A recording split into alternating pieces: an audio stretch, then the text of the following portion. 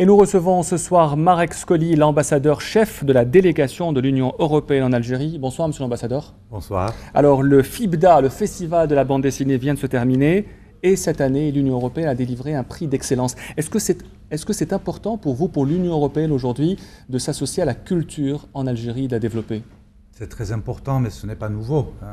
Le festival Les couleurs de l'Europe, le festival culturel, il en est à sa 17e édition. Les rencontres des écrivains à la 7e édition. Donc la culture a toujours fait partie de notre coopération en Algérie pour une raison très très simple. C'est que la culture, elle permet à se parler, à échanger, à dialoguer peut-être mieux que et peut-être que sur la culture, on est toujours d'accord et pas forcément comme dans la politique.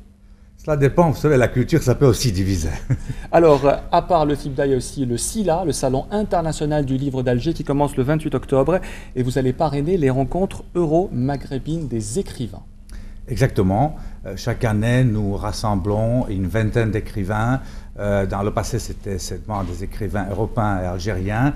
Depuis l'année dernière, nous avons réussi à faire venir quelques écrivains de Tunisie et du Maroc. Donc, nous les avons rebaptisés des rencontres euro-maghrébines. L'idée, c'est de parler des sujets qui sont d'intérêt commun pour les deux parties.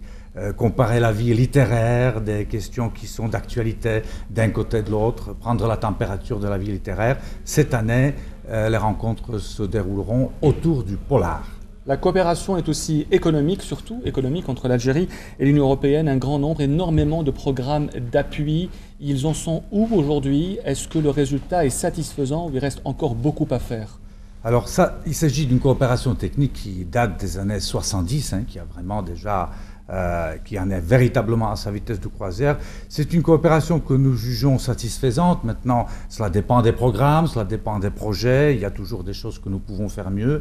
Mais nous sommes très très fiers d'être le premier bailleur de fonds de l'aide technique en Algérie, qui permet surtout de nous rapprocher, d'échanger des expériences, des normes et de soutenir les secteurs prioritaires tels qu'ils sont définis ensemble avec l'Algérie. Alors lors du dernier Conseil des ministres, le président de la République a parlé de la coopération algéro-européenne, c'est assez rare. Il a demandé à réévaluer cette relation, cette coopération algéro-européenne. Est-ce que c'est positif ou est-ce que c'est négatif pour vous? Mais vous savez, l'accord d'association, il a 10 ans. Il a été signé en 2002, mais il est rentré en vigueur en 2005. Il est tout à fait naturel que l'une ou l'autre, ou les deux parties se posent la question, est-ce que cet accord sert bien l'objectif? Quelle est la partie qui se pose le plus cette question? Alors la question nous a été posée par nos partenaires algériens, et ce n'est pas seulement la semaine dernière, depuis un certain temps. Et la partie algérienne nous a invités à faire une réévaluation conjointe, comme ça a été entériné par le Conseil de ministres dont vous parlez, et nous sommes tout à fait prêts à le faire. Est-ce que c'est faisable, malgré la signature de cet accord d'association, de le revoir, de le réévaluer? Est-ce que ça nécessite beaucoup d'efforts, une remise en question de l'accord en lui-même? Nos partenaires algériens nous ont rassuré qu'ils ne veulent pas remettre en question l'accord comme tel, mais ces dispositifs, sa façon de remplir ces fonctions qui ont été à l'origine. Et je pense que si nous avons des évaluations à faire, faisons-le, c'est tout à fait On a l'impression, monsieur l'ambassadeur, que l'accord d'association a toujours été un problème, alors que les pays sont souvent heureux de le signer, comme c'était le cas pour le Maroc et la Tunisie bien avant l'Algérie. Est-ce que l'accord d'association entre l'Algérie et l'Union européenne pose problème aujourd'hui, ou il suffit seulement, comme vous le dites, de le réévaluer? Nous ne pensons pas que l'accord pose problème. L'accord pose peut-être un certain nombre de questions dans ses modalités pratiques, mais c'est un accord qui englobe tout ce dont nous avons parlé tout à l'heure, c'est-à-dire la coopération économique, les échanges commerciaux, la coopération scientifique, le dialogue culturel. Tout ceci fait partie de l'accord de coopération. Donc c'est dans cette optique-là qu'il faut l'évaluer. Et donc cette réévaluation, elle va commencer quand? Elle va consister en quoi exactement, ou bien les détails ne sont pas encore définis? Lors de la visite de Mme Mogherini à Alger, le principe d'une réévaluation conjointe a été bien reçu, bien accepté par Mme Mogherini. Donc maintenant, les deux parties cherchent vraiment comment définir le processus, tel que ça a été d'ailleurs confirmé par le Conseil de ministres, si je me souviens bien, dans le respect des dispositifs de l'accord. Alors, de quoi a parlé Federica Mogherini, la commissaire aux affaires étrangères, avec ses partenaires algériens? Est-ce qu'il a été question surtout de coopération, de questions internationales? Quel était l'objectif exact de cette visite très importante? Alors, Madame Mogherini, comme vous le savez, est notre ministre des Affaires étrangères, pour simplifier. Donc, elle est venue pour parler avant tout des relations bilatérales avec l'Algérie dans tous ses aspects, dialogue politique, mais relations économiques, coopération, mais aussi pour parler des dossiers régionaux, parce que tout d'abord, nous voulons bien connaître les positions algériennes, nous voulons avoir un véritable dialogue pour parler des problèmes qui nous interpellent, que ce soit sur le plan régional ou sur le plan global.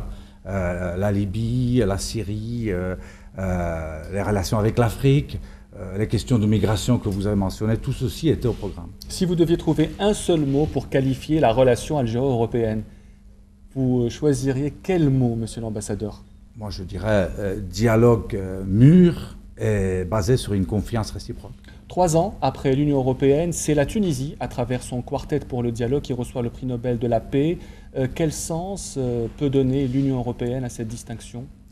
L'Union européenne, par justement à la déclaration de Madame la haute représentante Mogherini, a salué ce prix Nobel comme une reconnaissance d'un effort collectif de toute la société tunisienne, bien sûr de la société civile qui a joué un rôle que nous connaissons, mais aussi des autorités élues et toute la Tunisie qui a travaillé dans le dialogue sans violence pour construire un nouveau pays. On va parler maintenant de la crise migratoire qui fait la une des journaux dans tous les pays de l'Union européenne aujourd'hui. On parle souvent de ces centaines de milliers de migrants qui traversent les frontières pour se réfugier dans beaucoup de pays d'Europe, notamment la France, l'Allemagne ou la Scandinavie.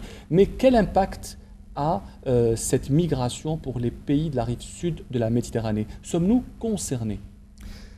C'était une des idées principales avec laquelle Mme Mogherini est venue à Alger, de constater qu'il ne s'agit pas d'un défi purement régional, mais que la question de migration et des réfugiés actuellement est un défi global que nous devons tous gérer ensemble, d'abord dans le dialogue, mais aussi en mettant en place un certain nombre on pourrait dire d'un plan d'action, une approche qui inclut d'abord tous les acteurs, mais aussi tous les aspects de la problématique. Aujourd'hui, les relations avec la Russie sont au beau fixe. Beaucoup de pays d'Europe, notamment la France, l'Angleterre et l'Allemagne, jugent inopportune l'intervention russe en Syrie. Quelle est la position aujourd'hui de l'Union européenne concernant les frappes opérées par l'aviation russe dans ce pays? Est-ce que vous les acceptez ou est-ce que vous les rejetez? Vous savez, je pense que la position européenne, elle n'est pas très différente de la position algérienne, à notre connaissance. Nous sommes tout d'abord pour le règlement pacifique de cette crise, mais qui en est dans un stade que nous connaissons tous, tragique depuis 4 ans et demi. Donc il est clair qu'il n'y a pas de solution purement militaire à ce problème. Et dans le sens où nous recherchons le dialogue, il est important que ce dialogue soit inclusif, intègre tous les participants. Tous ceux qui ont des intérêts ou qui déjà ont de l'influence sur le terrain. Est-ce que pour l'Union européenne aujourd'hui, qui est plus dangereux? Est-ce que c'est Bachar el-Assad ou est-ce que c'est l'État islamique? Nous pensons que tous ceux qui ne contribuent pas à la gestion pacifique et au dialogue sont dangereux. Tous ceux qui n'arrivent pas à contribuer à la solution dans un pays où tout le monde semble divisé et les victimes, notamment civiles, sont de plus en plus nombreuses. Alors l'Union européenne, monsieur l'ambassadeur, a une mission d'observation actuellement en Égypte pour superviser donc les élections législatives. Est-ce que c'est important aujourd'hui pour l'Union européenne d'envoyer une mission d'observation en Égypte où tout le monde présente les élections législatives comme un scrutin sans enjeu et sans suspense réel? Nous croyons que chaque fois quand les électeurs sont consultés, ils vont au vote pour légitimer un pouvoir, quand on leur pose la question, c'est un bon processus.